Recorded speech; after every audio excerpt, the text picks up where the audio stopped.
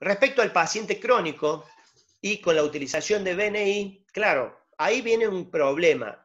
Nosotros tenemos muchos pacientes que están conectados a un sistema de apoyo ventilatorio de forma crónica, lo reciben en la casa y de repente caen al hospital por una reagudización.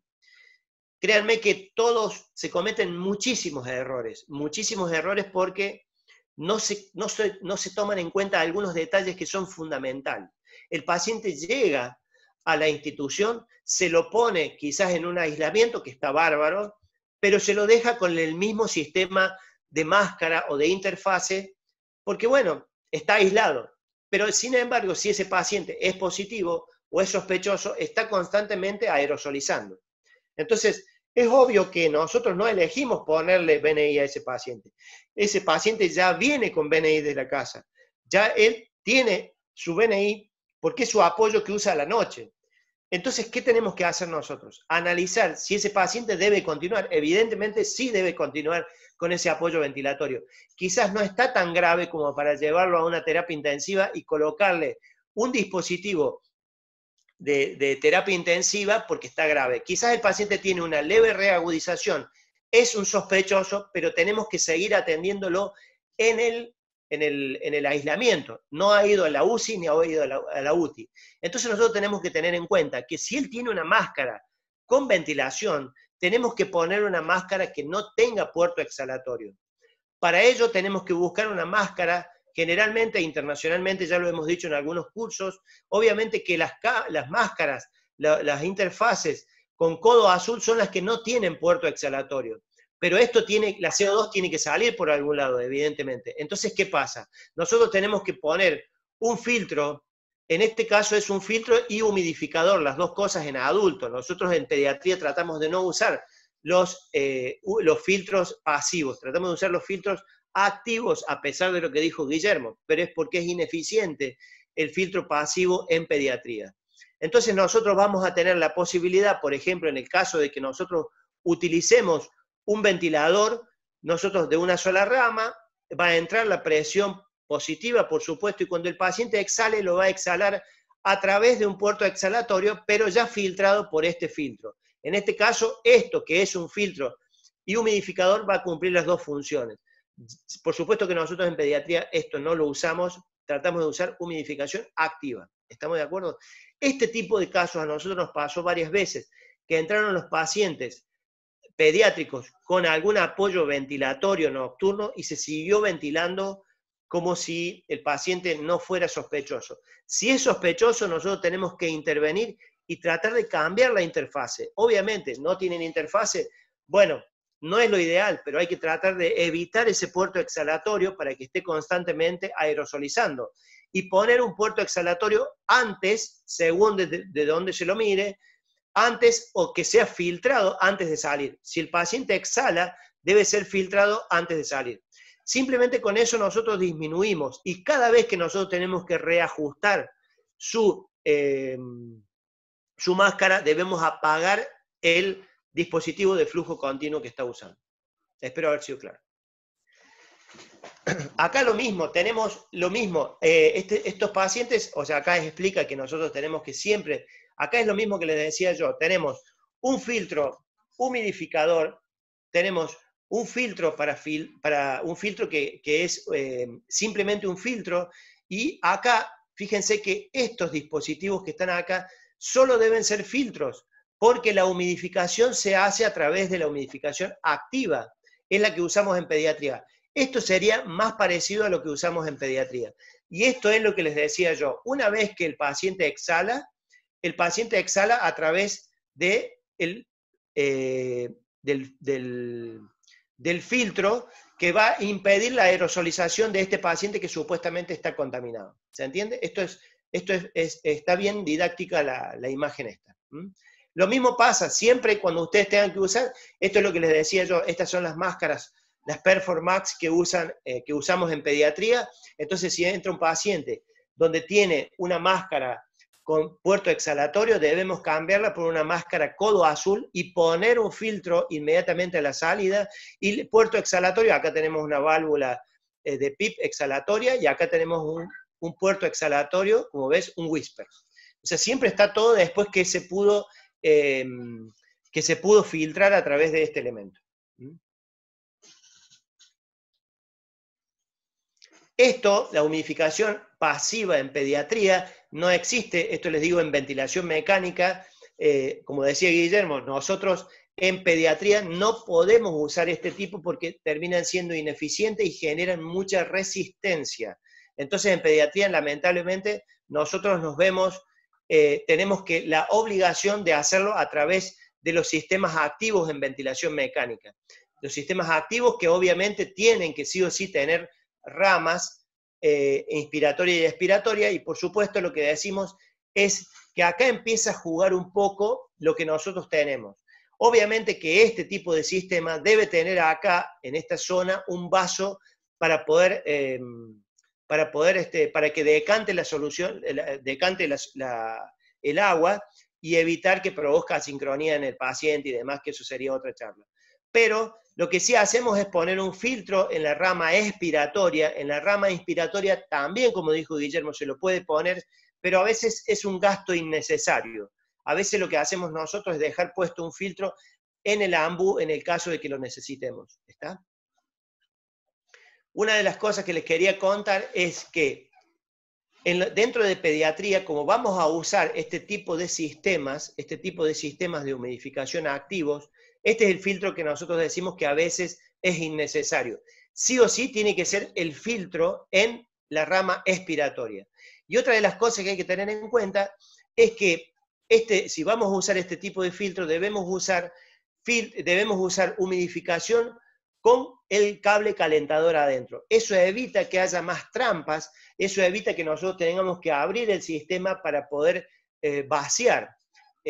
Por eso es importante tener estos sistemas con sistemas de calentamiento. Como ven acá, estos sistemas que tienen el calentador adentro, entonces impide que si van a usar esto, el ideal es tener un sistema donde tenga el cable calentador para evitar que haya una trampa de agua, no me salía el nombre trampa de agua, y de esa forma evitar que nosotros tengamos que vaciar eso y evidentemente contaminar todo. Por eso es importante tener en cuenta. Estos son pequeños detalles, porque nosotros podemos decir, bueno, nosotros vamos a usar sistema de humidificación activa.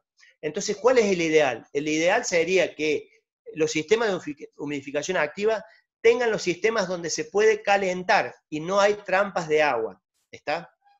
Pequeño detalle, pero ahí están las cosas. Lo mismo el manejo de traqueostomía. Pacientes que están traqueostomizados y van a llegar a nuestro hospital, obviamente van a ser sospechosos, y esos pacientes hay que manejarlos de alguna forma. Evidentemente, si es factible y si el paciente va a tener que ser ventilado, lo ideal sería que este paciente tenga una cánula, cambiarle la cánula de traqueostomía. Ustedes saben que nosotros en pediatría no usamos cánulas con balón, pero en el caso de que fuera necesario, cambiamos esa cánula sin balón y le ponemos una cánula con balón inflado y balón debidamente medido.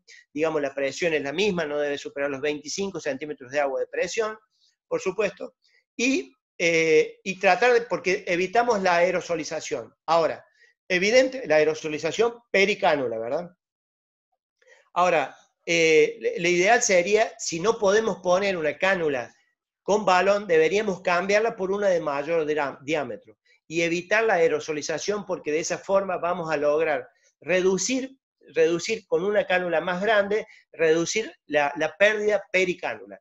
Otra de las cosas que hay que tener en cuenta es que cuando nosotros ventilamos un paciente y necesariamente a veces generamos presiones por encima de lo necesario. Entonces hay que tener en cuenta qué presión es la ideal para este paciente, porque muchas veces nos ha pasado de que los pacientes están sobreventilados y eso genera mucha aerosolización. ¿Está? En el caso de ser requerido, lo que hacemos, en el caso de que este paciente necesite un apoyo, no necesite apoyo de presión, sino que simplemente oxígeno, siempre la recomendación está en tratar de usar este tipo de filtros de traqueostomía en pediatría, que son por supuesto de baja resistencia y que manejan volúmenes pequeños, para tratar de evitar la aerosolización. Estos pacientes de solamente requerir este tipo de apoyo solamente de oxígeno, estos pacientes deben ser aislados y tratar porque sí o sí algo aerosoliza, ¿verdad? La otra es tratar de cuando nosotros tenemos que intervenir y aspirar, porque las traqueostomías lamentablemente generan este tipo de secreciones y demás. Generalmente, si son pacientes crónicos, son manejados por los padres. Tratamos de evitar nosotros tener que hacer presencia o intervenciones con los pacientes innecesarias, pero de ser así, tratemos de proteger siempre nosotros. Esta es una fotografía, digamos, simplemente para que tengan en cuenta. Nosotros tenemos algunas cúpulas para evitar que el paciente nos dispare o tengamos que sufrir algún tipo de contaminación directa a través de alguna secreción que se puede escapar. Pero créanme que esto va a pasar. Si no les ha pasado, le va a pasar con adultos o le va a pasar con pediatría. Pacientes que están traqueostomizados, entonces hay que tratar de poner alguna barrera que impida. Y nosotros vestidos, obviamente, con equipo de protección personal número 3, y tratar de hacer las intervenciones lo mínimo posible. Y si el paciente no tiene criterio de estar internado, debe estar en su casa. Y si no, debe estar aislado en el mismo nosocomio, pero en alguna habitación. Otra de las cosas que hacemos es tratar de incorporar un sistema cerrado, en el caso de que este paciente esté ventilado, un sistema cerrado a este tipo de pacientes donde están ventilados y nosotros colocamos un sistema cerrado, le sacamos la parte anterior al sistema cerrado y lo ponemos directamente a través de un swivel. Este es un swivel conectado. Acuérdense que, como lo decía Guillermo, generalmente en ventilación mecánica hay dos tipos de medidas. Está la medida 15, que es más bien pediátrica, y la medida 22. Entonces, casi todo coincide. Si no coincide, es muy raro, pero generalmente nosotros tenemos 15 de diámetro, entonces nosotros sabemos que esto tiene 15 de diámetro interno y esto tiene 15 de diámetro, seguramente va a encastrar. De esa posibilidad, esta paciente, por ejemplo, que era una paciente crónica, que estaba ventilada, y lo pusimos a modo de ejemplo, lo que tendríamos que hacer es, si esta paciente reingresa, habría que cambiarle por una cánula más grande o ponerle una cánula con balón y conectarle a un sistema cerrado de aspiración. De esa forma sería la correcta. Este paciente estaba internado en UTI, obviamente que era una sospechosa, después se confirmó que no, pero la manejamos como si fuera una paciente COVID. Y en estos detalles está la importancia. Y créanme, chicos, que en este caso los que manejamos esto somos los kinesiólogos. Los médicos, las enfermeras y demás, quizás están súper protegidas, pero están aerosolizando. Y eso es lo importante, que estemos nosotros ahí predispuestos para poder corregir algunas cositas que pueden hacer que cambie la historia en la contaminación de todos los compañeros que están trabajando. Estos sistemas cerrados de aspiración, obviamente hay que buscar cuál es el que coincide. A veces es difícil, pero no es imposible poder aspirar una traqueostomía. Esto es un sistema cerrado, esta paciente, un sistema cerrado con un tubo endotraqueal, y esta es la misma paciente con un sistema cerrado con traqueostomía. Acá se ve desde arriba cómo funciona esto. Un sistema, por acá le llega la presión, y por acá nosotros tenemos que aspirar. Respecto a la toma de muestra, decía Guillermo que nosotros no debemos hacerla. Eso se verá el criterio. Se habló mucho, se discute todavía mucho, pero en el mismo triage donde se reciben los pacientes se debe realizar la toma de muestra. Si el paciente va a quedar internado, se debería tomar la muestra de mejor calidad, digamos. La muestra que nos dé mejor calidad en la toma de muestras. Entonces, por ahí el paciente queda internado y se decide hacer un aspirado nasofaringio, evitar el hisopado en caso de que sea pediatría. Obviamente que cuando nosotros hacemos una toma de muestra, debemos estar súper protegidos, y lo hacemos con 2 operadores, se introduce la muestra en doble bolsa y se lleva a analizar de esa forma. Dentro de la toma de muestra nosotros tenemos el hisopado, frotis nasofaringio, esputo.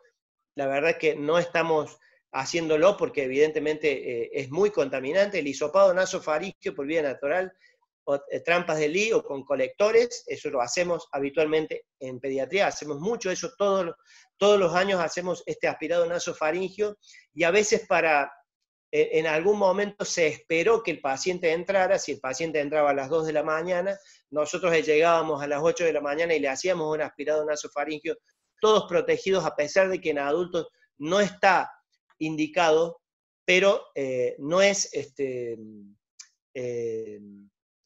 recomendado, pero no está contraindicado, digamos. Aspirado traqueal, bueno, es lo mismo, el mismo sistema, como decíamos recién. Sí lo podemos hacer a las trampas, al sistema cerrado de aspiración, nosotros le podemos incorporar una trampa de Lee, como la van a ver, ya se las voy a mostrar. Bueno, este es el aspirado nasofaringio, por ahí tengo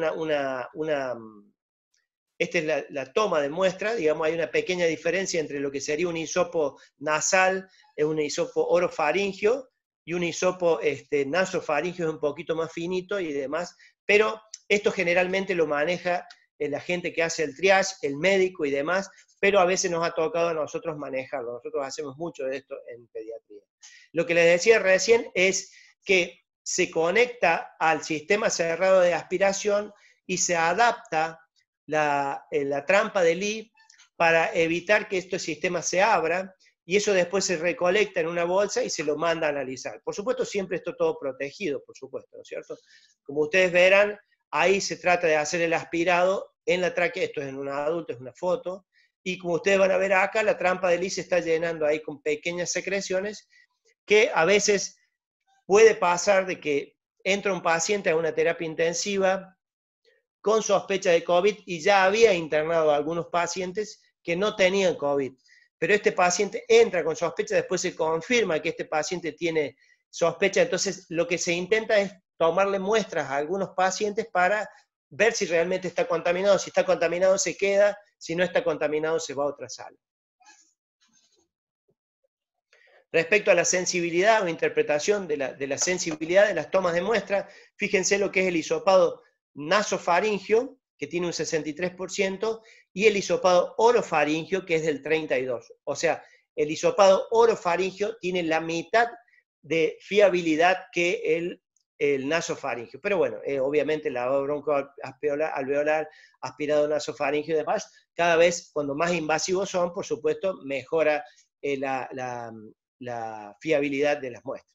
Respecto al filtrado, Guillermo lo habló recién, y quería detenerme porque esto lo hemos dicho mucho en los cursos, y a veces yo he visto que ponen en los diferentes sistemas, en el respirador, ponen este tipo de sistemas, por ejemplo, a la salida de la rama inspiratoria, cuando tranquilamente se podría usar un filtro, porque este es un filtro humidificador, entonces no tiene ningún sentido y estamos haciendo un gasto innecesario. Yo le puse la foto así bien concreta para que se identifique. Si bien los dos actúan como filtro, el filtro realmente es el que está a la derecha y el filtro humidificador es el que está a la izquierda. Si ustedes van a utilizar sistema de humidificación pasivo, deben usar este.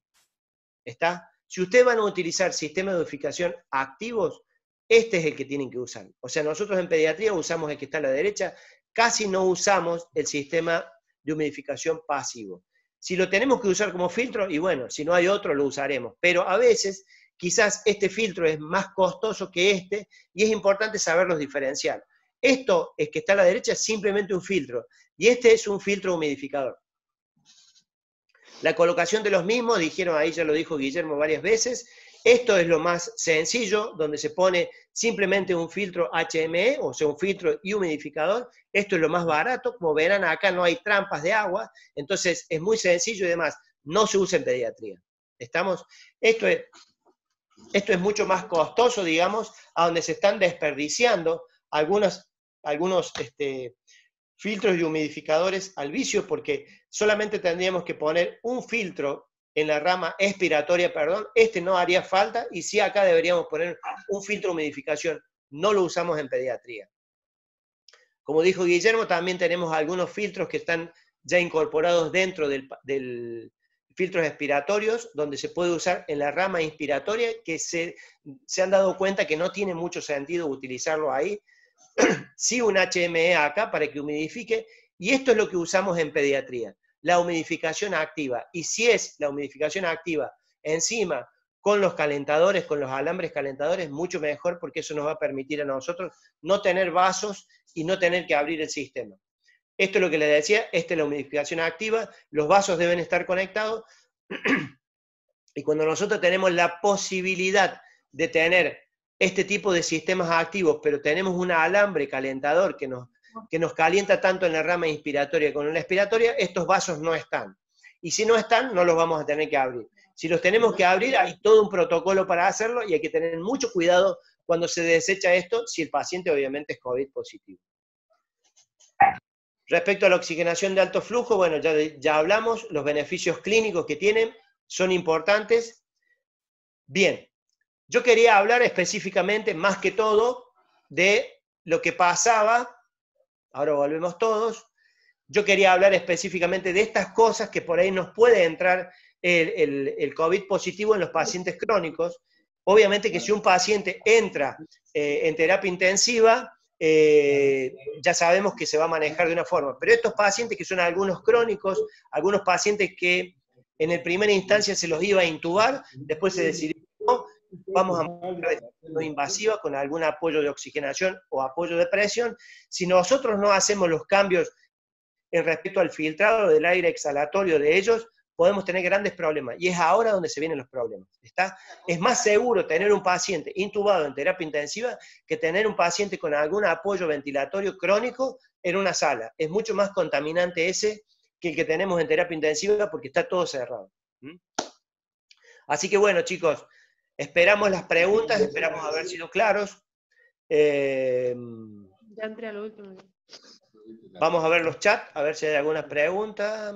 Se escucha entrecortado. Bien, Bueno. está Adriana también, que los quería saludar. Ah, apareció Adriana. Perdón, digo, hola Adriana. Sí estaba, sí estaba. ¿Dónde está Adriana? Estaba el monito ahí. Tenés que habilitar tu micrófono, Adriana. Vamos a ver si Adri. 1, 2, 3, 4, 5, 6, 7, 8, 9. Tengo 9. alguien está contando ahí.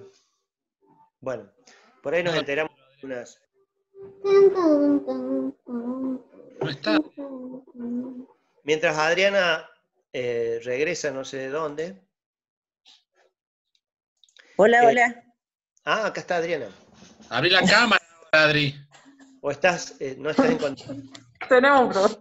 No estoy en condiciones para que me vea. Perfecto. No, sí. Se ven algunas caritas que no están en Es que condiciones. hoy no me peiné, entonces por eso no quería que me vea la cámara. No, tenemos problema con el tema del video, así que por eso estamos sin... Estoy con una colega acá al lado y estamos con problema con el video, así que por eso no me ven. La verdad que, primero, más que nada, saludarlos a todos los colegas que se conectaron, y bueno, como siempre, un placer enorme, Guille y Fabián, que nos acompañen con esta charla. Les cuento que mucha gente quedó con ganas, así que seguramente lo vamos a repetir. Y bueno, más que agradecida por estar en contacto con ustedes y que ustedes hayan elegido a Salta para esta charla, así que la verdad que millón de gracias a los dos. Bueno, ustedes saben que nosotros tenemos el corazoncito siempre puesto en Salta. Veo muchas caritas conocidas ahí. Los saludo a todos. Hay una que me está saludando con la mano, no se está bailando. Pero bueno, están distintas, algunas están más jóvenes. ¿Qué hacen para conservarse en Salta? De la Mirá, casa. No trabajan. ¿No trabajan? No, no creo, son guapas todas estas chicas, pero bueno, les mando un saludo a todos, espero que estén bien. Gracias, Adri, como siempre, por invitarnos. Y bueno, sin vergüenza, sin miedo, pregunten. Para eso Sean está. sinvergüenzas.